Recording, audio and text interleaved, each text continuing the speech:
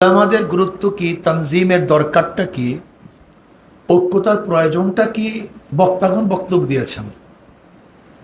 আর ওলামায়ে কেরামকে কোনো বয়ান করতে হবে আমি মনে করি না। এরা তো সবাই জানে ওয়াজাক্কির ফাইন্না যিকরা তানফাউল মুমিনিন হিসাবে শুধু বরং গ্রেফতার সৃষ্টি করার জন্য কিছু কথা বলতেছে।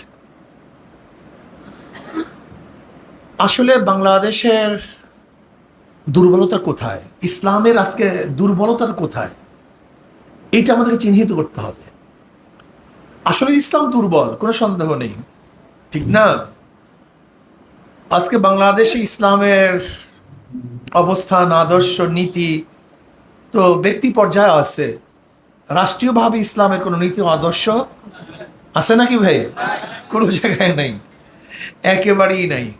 অথচ 92% মুসলমানদের দেশে তো কমপক্ষে ইসলামকে সম্মান দেওয়া উচিত ছিল, কানুন কিছু বাস্তবায়ন করা উচিত ছিল, কিন্তু সেগুলি সবগুলি তুলে দিয়েছে এক এক করে। ব্রিটিশ পর্যন্ত যে আইনগুলি মুসলমান থেকে বিচ্ছিন্ন করতে পারে নাই, আমাদের দেশ সেই আইনগুলি মুসলমান থেকে বিচ্ছিন্ন করে দিয়েছে।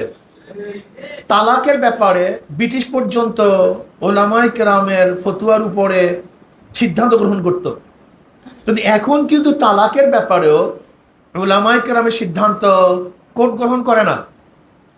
নেকার ব্যাপারে, বিবাহের ব্যাপারে ব্রিটিশ পর্যন্ত মুসলিম পারিবারিক আইনকে প্রাধান্য দিয়েছিল, কিন্তু এখন কি আপনি নেকার ব্যাপারে 16 বছরের মেয়ে কি বিবাহ দিতে পারবেন? ওলামায়ে কেরাম কি বলেন? আপনারা সবাই আলেম, আপনার 16 বছরের মেয়ে কি বিবাহ দেওয়া ইসলাম জায়েজ রাখছে কি রাখে নাই? আপনি কি পারবেন? 18 বছর ছেলে কি বিবাহ করা ইসলাম জায়েজ রাখছে কি রাখে নাই? আপনি কি পারবেন? কেন পারতেছেন না? আপনি কি একদিনও চিন্তা করছেন? সবাই তো নামাজ পড়ি, সবাই রোজা রাখি, সবাই কিন্তু দাড়িওয়ালা টুপিওয়ালা, নিজেদেরকে অনেক দিনদার মনে করি, অনেক বড় বড় দিনদার মনে করি। অথচ ইসলাম যেটাকে সুযোগ দিয়েছিল সেইটাকে বন্ধ করেছে সরকার, আমাদের কানুন। অথচ আমাদের মাথার মধ্যে কোনো ব্যথাই নাই, কোনো চিন্তাই নাই। আমরা বেদাত বেদাত নিয়ে আলোচনা করি, বিভিন্ন বেদাত। আচ্ছা, বেদাত বলতে কি বলি, কি বুঝি? যা শরিয়াতে নাই সেইটাকে সংযোজন করা, যা শরিয়াতে আছে সেইটাকে বিয়োজন করা, নাকি বললাম? আমরা বেদাত বলতে মনে করি শুধু কি সংযোজন করা। আসলে বেদাত কি জিনিস? যা শরিয়াতের মধ্যে নাই এরকম নতুন কিছু আবিষ্কার করা, আর যা ছিল তা বাদ দেয়া, এটা তো বেদাত।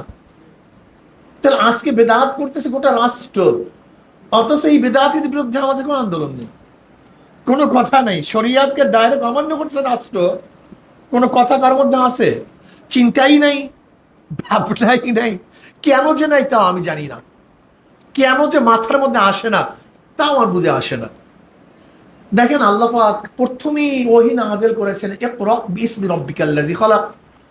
অথচ আজকে রাষ্ট্রীয়ভাবে ইসলামী শিক্ষাকে উৎখাত করার সব ধরনের ব্যবস্থা গ্রহণ করেছে।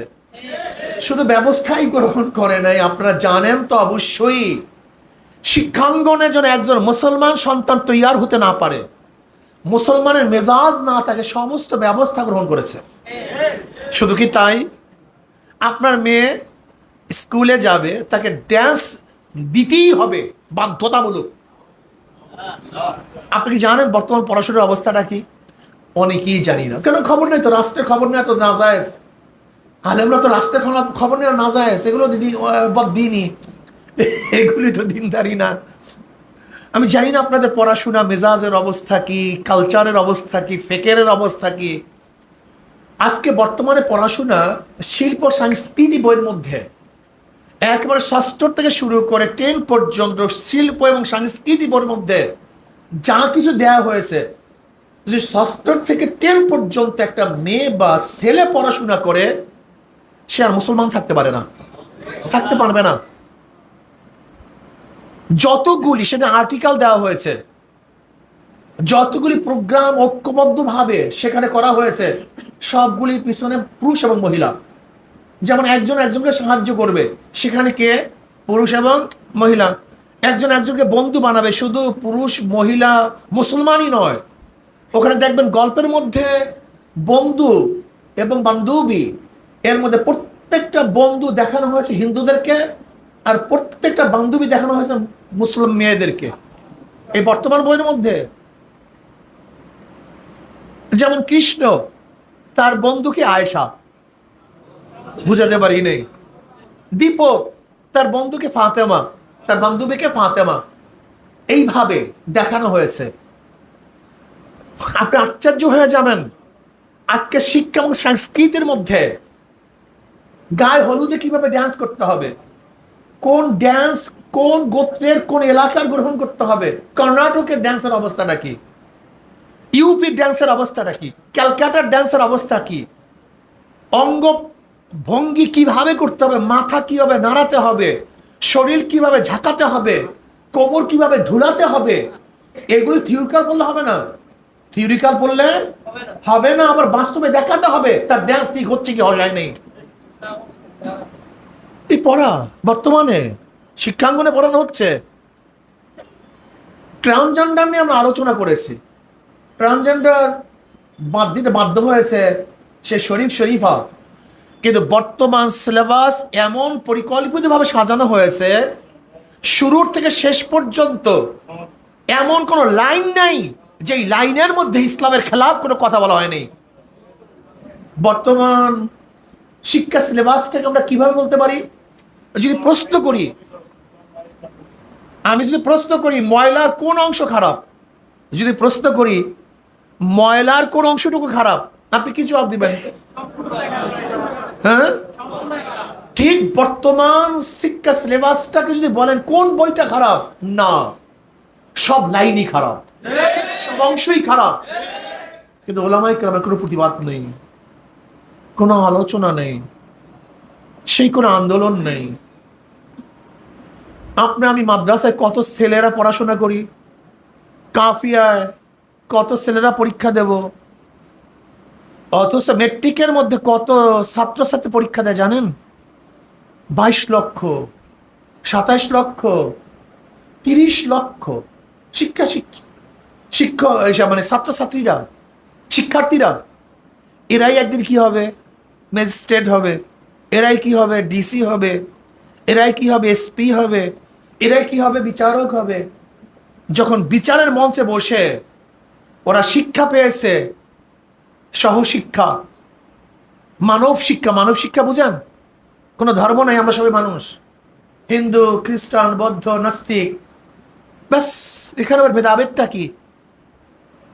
যেমন ওহদানুদ্দিন সম্পর্কে রেজাউল আবরার সাহেব আলোচনা করছে। ওহদানুদ্দিন বুঝেন? সমস্ত দিন এক, যত ধর্ম সব এক। ঠিক ওরা মানব সভ্যতা, ওরা বলতে চায় আমরা মানববাদী। মানববাদী মানে ধর্মবাদী না।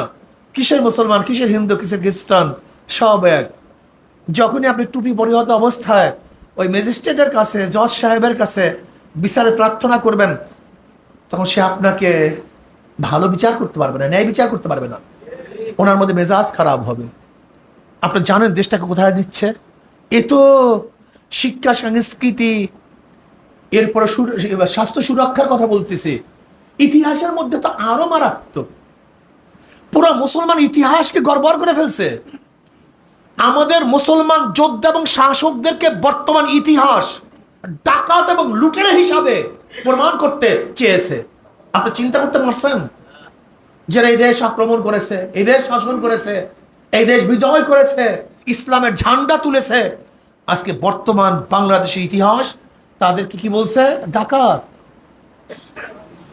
এদেরকে খুনি, ধর্ষক। আপনি চিন্তা করতে পারছেন দেশের অবস্থা কোথায়? আপনি এবং আমি কয়জনকে বয়ান করতেছি, কয়জনকে নসিহত করতেছি, আর আমার ট্যাক্সের টাকা দিয়ে, আমার খাজনার টাকা দিয়ে, আমার ভ্যাটের টাকা দিয়ে বাংলাদেশের শিক্ষাঙ্গন চলতেছে, অথচ আমার পয়সায় আমি মুসলমানদের বিরুদ্ধে আলোচনা করতেছি, শিক্ষা দিচ্ছি। এর চেয়ে বড় কপাল পোড়া জাতি আর কেউ হতে পারে না। কিন্তু কারোর কোনো চিন্তা নেই, কারোর কোনো ভাবনা নেই। সবাই মনে করি আমি খুব ভালো আছি। ভালো তো আছেন, কোনো সন্দেহ নেই। আপনি কি জানেন আপনার মায়ের পায়ের নিচে মাটি নেই? স্পেনের অবস্থা জানেন? স্পেনের 950 বছর মুসলমানদের শাসন ছিল। খ্রিস্টানরা দখল করার পরে সেখানে একটা মসজিদও বাকি রাখে নেই। তুর্কিস্তানের অবস্থা জানেন, 750 বছর পর্যন্ত মুসলমানদের শাসন ছিল। কামাল পাশা ক্ষমতা যাওয়ার পরে এমন কোনো গাছ ছিল না যে গাছের মধ্যে একজন আলেমকে ফাঁসিতে ঝুলানো হয়নি। এমনকি কামাল পাশা বলেছিল, ওলামায়ে কেরাম তোমরা হজে যাও, জাহাজ রেডি। যখন জাহাজে মানুষ ওলামায়ে কেরাম হজে যাইতেছিলেন, সাগরের মধ্যে জাহাজকে ডুবিয়ে দিয়ে সমস্ত ওলামাদের হত্যা করেছে। ইতিহাস আমরা অনেকেই জানি না।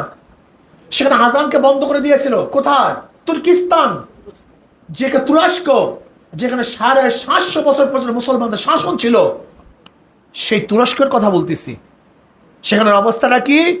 আজান বন্ধ, বোরখা পরা নিষিদ্ধ, মাদ্রাসায় কেউ যেতে পারবে না, সম্পূর্ণ বন্ধ। এমনকি আরবিতে কথা বলা সম্পূর্ণ নিষিদ্ধ ছিল। আরবি হরফকে বন্ধ করে দিয়েছিল এই কামাল পাশা। অত 750 বছর পর্যন্ত মুসলমানদের শাসন ছিল।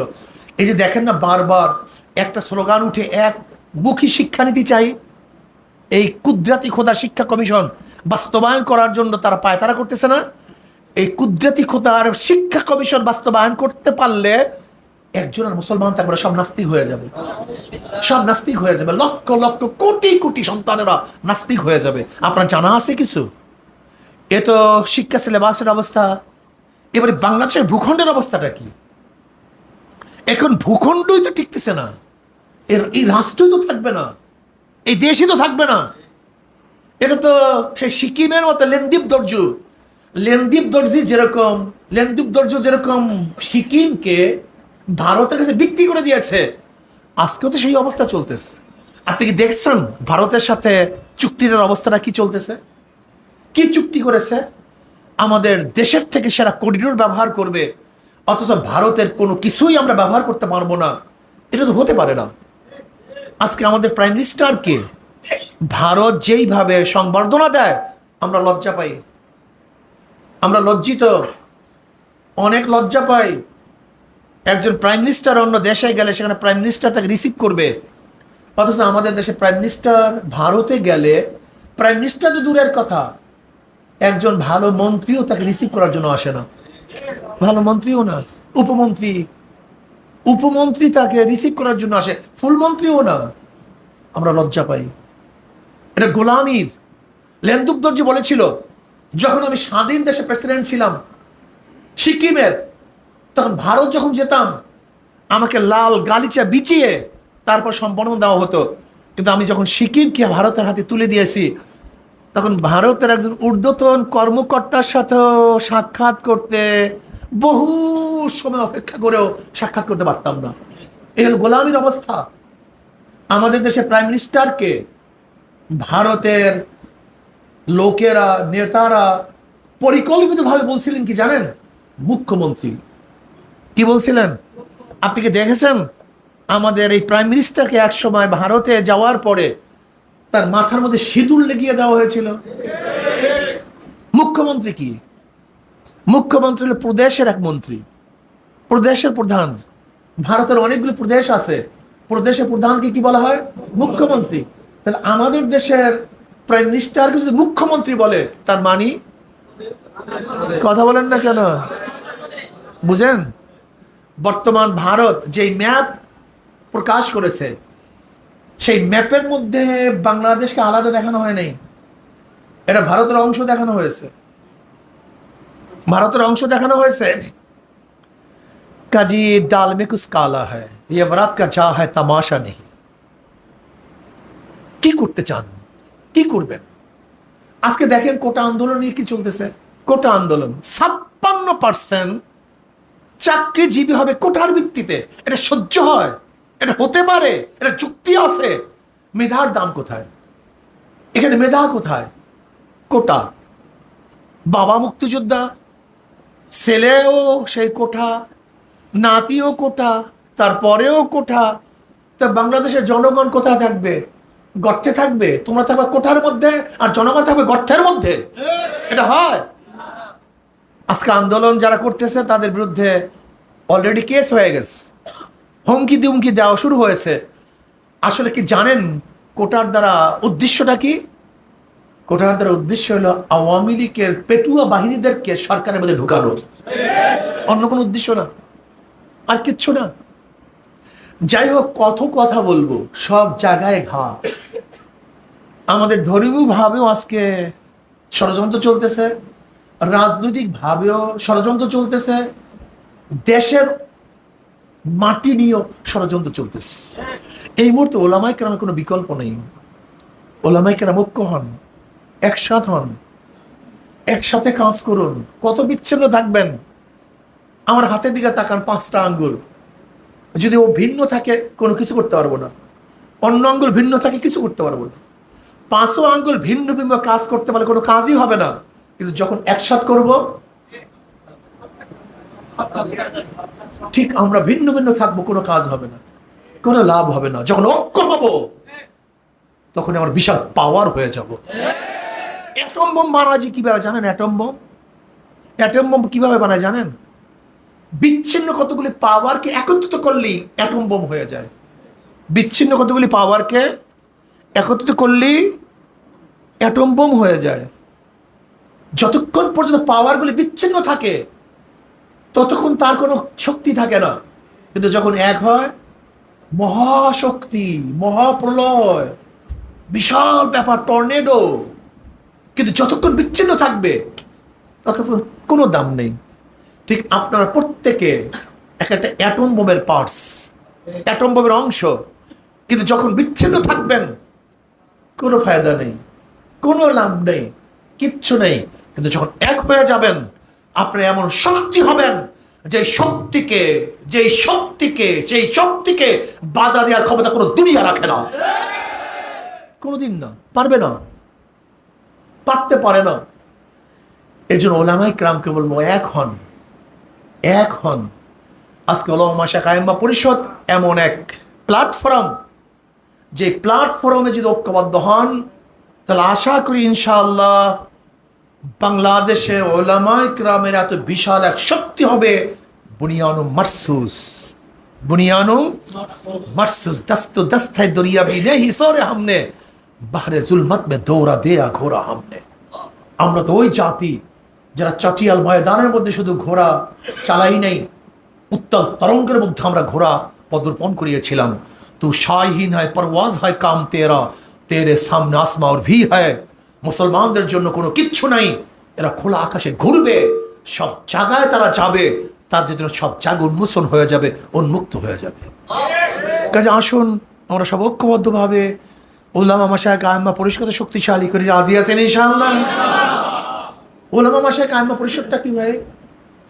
এটা জাতীয়ভাবে উলামায়ে কেরামের একটা প্ল্যাটফর্ম। আঞ্চলিক উলামায়ে কেরামের প্ল্যাটফর্ম আছে, কওমি উলামায়ে পরিষদ আছে, উলামা ঐক্য আছে, বিভিন্ন ধরনের উলামায়ে কেরামের পরিষদ আছে। কারোর সাথে আমাদের কোনো বাধা নেই, সবাই সবার জায়গায় ঠিক আছে। কিন্তু এইটা জাতীয়ভাবে, এইটা কি জাতীয়ভাবে, এখানে কমিয়ান হোক, আলিয়ার হোক, অমুক পীরের মুরিদ হোক, তমুক পীরের মুরিদ হোক, অমুক সংস্থার হোক, যারা যেখানে আছেন না কেন, যে আলেম আহলুস সুন্নাত ওয়াল জামাতের আকীদা পোষণ করেন, তাদেরই প্ল্যাটফর্ম এই প্ল্যাটফর্ম। এখানে কওমিয়া নেই, আলিয়া নেই, অমুক পীর নেই, তমুক পীর নেই। যারা যেখানে যে অবস্থানে যে মাসলাকে আসি না কেন, যারা আহলুস সুন্নাত ওয়াল জামাতের আকীদা পোষণ করি, তাদেরই প্ল্যাটফর্ম উলামা মাশায়েখ আইম্মা পরিষদ। কিন্তু ছোট্ট একটা কথা বলি, আজকে শেষ করব। ইস্তেকামত থাকা চাই। কি থাকা চাই ভাই? জোরে বলেন। বাধা আসবে, বিপত্তি আসবে, ভয় আসবে, ভীতি আসবে, ষড়যন্ত্র আসবে, ইস্তেকামত থাকা চাই। ইসলামী আন্দোলনের উপর থেকে কত হাজারো বন্যা চলে গেছে। অনেকেই ভাবছে এই বছর মনে হয়, এইবার মনে হয় ইসলামী আন্দোলন থাকবে না, সব চুরমার হয়ে যাবে। ইনশাআল্লাহ ইস্তেকামতের উপর থাকার কারণে তাদের কিছুই হয় নাই। তাদের উপর থেকে যত টর্নেডো চলে গেছে, টর্নেডো দূর হয়ে গেছে, কিন্তু টর্নেডোর পরে তারা ঠিকই আছে। কথাটা বুঝতে পারিনি? তারা ঠিকই আছে। ইস্তেকামত থাকা চাই, ইস্তেকামত থাকা চাই। আজকে আমি সভাপতি সাহেবকে বলবো, আল্লাহ পাক আপনাকে অনেক যোগ্যতা দান করছেন। উলামায়ে কেরাম যারা স্টেজে আছেন, সামনে আছেন, সবাই যোগ্য। শুধু ইস্তেকামতের সাথে যদি থাকেন, আমি কসম করলে হানেস হব না, আপনারা এত বড় জামালপুর এক শক্তিশালী প্ল্যাটফর্ম হবেন, যাদের সামনে কোনো বাতিল শক্তি দাঁড়াতেই পারবে না, দাঁড়াতেই পারবে না, এটা বিশ্বাস করি। কাজে আসুন আল্লাহ আমাকে এবং আমাদের সবাইকে ওলামা শাইখ আইম্মা পরিষদের এই প্ল্যাটফর্মে ঐক্যবদ্ধভাবে কাজ করার তৌফিক দান করুন। আল্লাহ